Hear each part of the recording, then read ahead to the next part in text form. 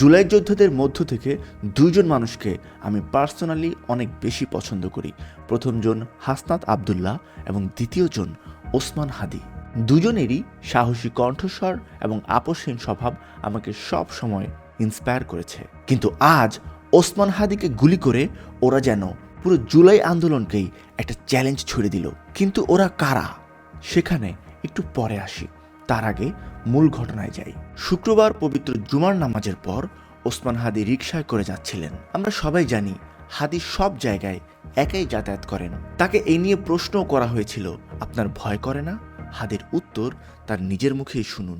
আমার পরিবার সবাই তো, আমি আমার মাকে বলেছি যে দেখো, মানে আমরা যে লড়াই নেমেছি, আমার একটা মনে হয় কি কোনো রাজনীতিবিদের না বাসায় মৃত্যুটা হইতে পারে না, এটা কোনো ভালো মৃত্যু না। যিনি রাজনীতি করেন, যিনি লড়াই করেন, যিনি বিপ্লবী, যিনি সংগ্রামী, তার মৃত্যুটা হবে একটা সংগ্রামের মধ্য দিয়ে, একটা রাজপথে, একটা গ্লোরির মৃত্যু। আমি তো ভীষণভাবে প্রত্যাশা করি, আমি ছোটবেলা থেকে এই স্বপ্নটা দেখি, অনেক জায়গায় বলেছি যে একটা তুমুল মিছিল হচ্ছে অন্যায়ের বিরুদ্ধে, সেই মিছিলের সামনে আমি আছি, কোনো একটা বুলেট এসে আমার বুকটা হয়তো বিদ্ধ করে দিয়েছে, এবং সেই মিছিলে আমি হাসতে হাসতে আমি শহীদ হয়ে গেছি।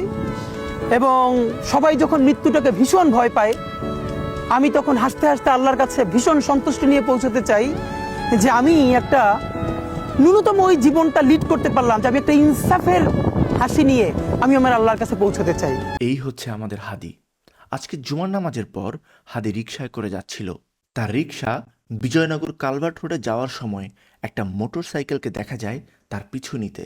সুযোগ বুঝে চলন্ত ওই বাইক থেকে হাদিকে লক্ষ্য করে গুলি করা হয়।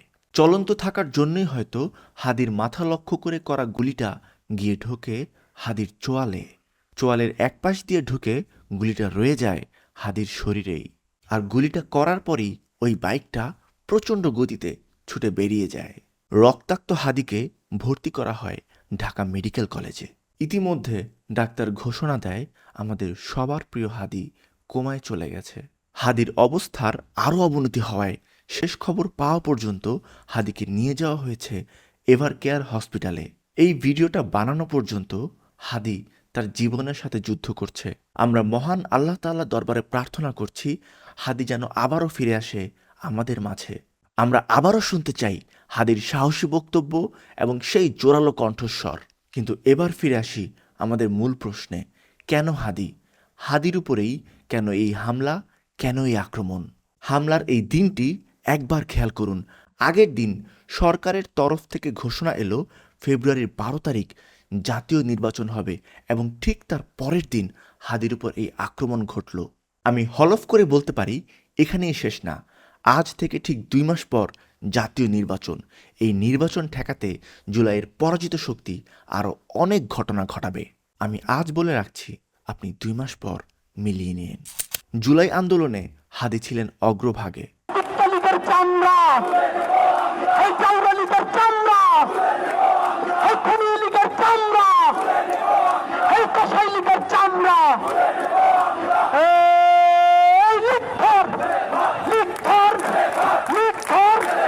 আন্দোলনের পরেও হাদি রাজপথ ছাড়ে নাই। আন্দোলনের পরবর্তীতে হাদি তৈরি করেন ইনকিলাব মঞ্চ। জুলাইয়ের বিপ্লবী ওসমান হাদি এই ইনকিলাব মঞ্চ তৈরি করেছিলেন এই দাবিতে যে স্বৈরাচারের দোসররা জুলাই যোদ্ধাদের ওপর গুপ্ত হত্যা চালাচ্ছে। এই ইনকিলাব মঞ্চ তৈরির পর থেকেই হাদি কন্টিনিউয়াসলি জুলাইয়ের পরাজিত শক্তি এবং দিল্লির দাসত্বের বিরুদ্ধে কথা বলে গেছেন। এজন্যই হাদি তরুণদের মধ্যে এতটা জনপ্রিয়। বয়স্কদের চোখে হাদি উগ্র এবং বেয়াদব হতে পারে, কিন্তু তরুণদের চোখে হাদি ছিল বিপ্লবের প্রতিচ্ছবি এবং একজন রাজনৈতিক আদর্শ। ঢাকা 8 আসন থেকে স্বতন্ত্র প্রার্থী হয়েছিলেন হাদি। নিজের নির্বাচনী প্রচারণায় কোথাও কোনো পোস্টার নেই হাদির, নেই কোনো ফেস্টুন। ঢাকা শহরের বাকি বড় দলগুলো নিজেদের ব্যানারে পুরো শহর ঢেকে ফেললেও এই দিক দিয়ে একদমই আলাদা আমাদের ওসমান হাদি। পায়ে হেঁটে হেঁটে সবার কাছে যাচ্ছেন, ভোট চাচ্ছেন। গুলি খাওয়ার আগেও সকাল 11টায় হাদি মজা করে পোস্ট দিয়েছিল, যেহেতু ঢাকা 8-এ আমার পোস্টার ফেস্টুন কিছুই নাই, তাই আমার এখন ছেঁড়াছিড়িরও চাপ নাই। দুদকের সামনে থেকে জুম্মা মোবারক। এর কয়েক ঘন্টা পরেই হাদি গুলিবিদ্ধ হয়। হাদির উপরে হামলা কিন্তু একদমই অতর্কিত না। গত মাসে অর্থাৎ কেবলমাত্র নভেম্বর মাসেই হাদিকে দেশ বিদেশের বহু নাম্বার থেকে ফোন দিয়ে হত্যার হুমকি দেয়া হয়। শুধু তাকেই না, তার মা, বাবা, স্ত্রী এবং ৩ বছরের ছোট্ট শিশুকেও হত্যার হুমকি দেয় জুলাইয়ের পরাজিত পিশাচরা। এবং আজ হাদিকে গুলি করে তারা প্রমাণ করল এই নির্বাচনের আগে সব রকম সহিংসতার জন্য তারা ফুল প্রিপেয়ার্ড। প্রশ্ন এখন একটাই, জুলাইয়ের পরাজিত শক্তি কামব্যাক করতে প্রস্তুত। আপনি কি আরেকটা জুলাইয়ের জন্য রেডি?